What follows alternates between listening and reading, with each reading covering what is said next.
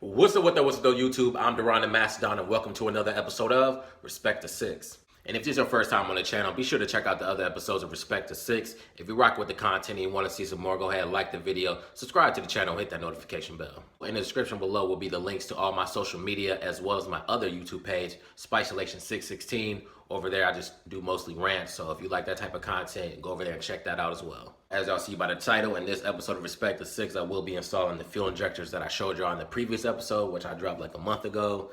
Sorry about that, y'all. Just been kind of bullshitting and whatnot. But I will show y'all the injectors. Unlike the last video, I actually will show them in just a moment. But what I will not do in this video is I will not show the entire process of removing the upper intake manifold. I have a whole video for that. I'll probably put on the screen what episode that was. What I will do is I will show you the things that you need to remove as well as where the bolts are and what size the bolts are, but I'm not gonna actually film me removing the upper intake manifold. I already got a video for that. That's kind of a waste of time. Let's just get to the point of installing the fuel injectors. So once I remove the upper intake manifold, then I'll be filming the next process, which will be getting the fuel rail up and pulling out those fuel injectors and putting the new ones in. And let me go ahead and show y'all these fuel injectors that I got that I didn't show you on the last episode, and then we'll get right into the install. But you see, has the O-rings on them, which is very important. Need both of them. Yeah, these are, I think, 410. Yeah, 410 cc. So definitely going to be using this for the E85 because y'all see the price of premium gas nowadays, thanks to the Biden administration. Yeah, I got to switch because right now I'm spending probably like $65 in gas. For premium, it's probably around $370 up here so far, probably $380 actually, so about 65 or so. So these are definitely needed. All right, so one, my engine bay is dirty. Two, I have coolant fucking leaking. So it's probably a bad gasket, but there also is, I don't know if y'all can see that, a bit of a gap right here.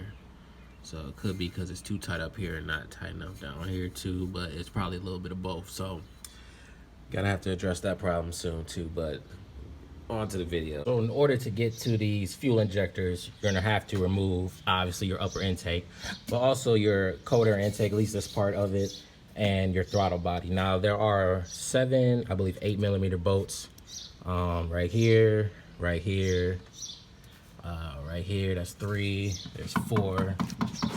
That right there is my fan motor. I have to change one of the actuators. That'll be on a future episode. And it's kind of weird that it does it when the car is off, and it's kind of annoying too. But where I was at, 1, 2, 3, 4, and then there's 5 down here, and then 6 down there, and then 7. So that's fucking annoying as shit. But yeah, you got 7 8mm bolts to take off to get the upper intake off. There's 2 10mm bolts on this side, and well, I'll show you real quick. There's one right there, and then one right there, and then there's 2 on this side, one right here, and then one right there. And then there'll be a 13mm that you have to unloosen and then pull out in order to get it. This little bracket that is attached to free, so that way you can pull it out that way. But other than that, once you take off the throttle body, coder intake, and then you take off this, pretty much easy after that. So got the upper intake off. The hardest part was getting that 13mm bolt, because you got to unscrew it all the way back so you can pull this out to free the upper intake. I got the lower intake covered because some people pointed out last time we were working with it uncovered. Yeah, I know the dangers. Something could fall in here and fucked everything up. So it's covered up. So now we will, well, I gotta leave it a little bit uncovered because I gotta take these off so I can get the fuel rail loose. So I ran into a little bit of a problem. I do not have the tool I need to take off these screws, and they kind of look stripped a little bit, but I just hit my boy up, so probably going to do this shit tomorrow. So I'm gonna You know what I'm saying? Keep this covered, put everything in the car, close it up, and then have to get back to this tomorrow. You're gonna need this right here, a T30, if you wanna get these screws out right here.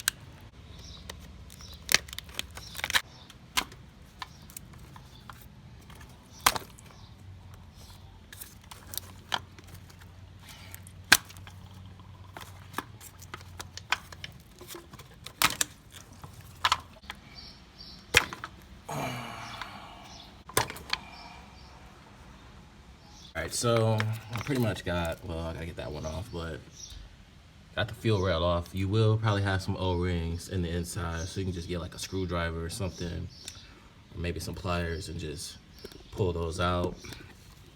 But yeah, make sure you don't have any O-rings in here. Make sure you keep this covered at all times. You do not want anything to fall in here. That cannot be stressed enough. Just make sure this is covered up. Tape would have been better, but this is fine too. In order to get the fuel injectors off, you're gonna have to push up on this red tab right here. This red tab's gonna have to be up, so it's gonna look like something like this before you pull it out. All right. Once you get this red tab up right here, you wanna go under it and lift up on this black part. I don't know, y'all probably can't see it, but it's just right under where this red part is at. So you lift up on that and it should, lift up on it and it should pop off just like that. So just do that for all 6 of them, and then once I'm done, I'll get back to it. So this is a comparison of the old one to the right and the new one to the left. So I got the old fuel injectors out. I'll put the new ones in. Make sure you guys put a little oil around the O-rings. That'll make it slide it back easier into the fuel rail, as well as it will prevent you from potentially ripping this and causing a leak. So just make sure y'all put a little bit of oil around each one of the O-rings.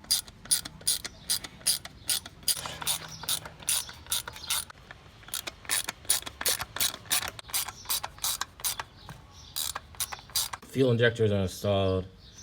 Put these back. Make sure you don't over tighten these, because you are dealing with plastic. You don't want to strip anything or break anything, because it's easy to do. So I'm just gonna put the upper intake manifold back on. I don't think I need to make footage of that, and then probably start up the car up and just check to see if there's any leaks or anything like that. But yeah, I'll get back with y'all once I'm finished with this. All right, so I got everything put back together.